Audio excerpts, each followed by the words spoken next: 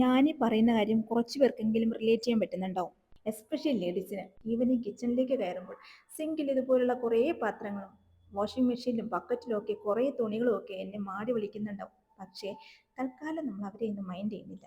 അതിനൊക്കെ അതിൻ്റെതായ സമയമുണ്ട് ദാസ. പിള്ളേർ സ്കൂളിൽ നിന്ന് വരുന്നതിന് മുന്നേ ചെറിയൊരു കലാപരിപാടി. അതിനാദ്യം വേണ്ടത് നല്ല ചൂടുപാറുന്ന കോഫിയോ ചായയോ, ഇനി അതുമല്ലെങ്കിൽ ബ്ലാക്ക് കോഫിയിൽ കുറച്ച് ഹോർലിക്സ് ഇട്ട് സെറ്റ് ചെയ്തെടുത്താലും മതി. പക്ഷേ നല്ല തിളച്ച ചൂട് വേണം, തണുത്തത് പാടില്ല കേട്ടോ. അതെന്താന്നുള്ള കാര്യം ലാസ്റ്റ് പറയാം. ഇനി ഈ കാണുന്ന ഗ്ലാസ്സുകളിൽ നിന്ന് രണ്ട് മൂന്നെണ്ണം ഞാൻ സെലക്ട് ചെയ്ത് വെച്ചിട്ടുണ്ട്. ഇനി ഈ ചൂടുപാറുന്ന കോഫിയുമായിട്ട് ഒന്ന് രണ്ട് സ്പെസിഫിക് പ്ലേസസ് ഉണ്ട് കേട്ടോ.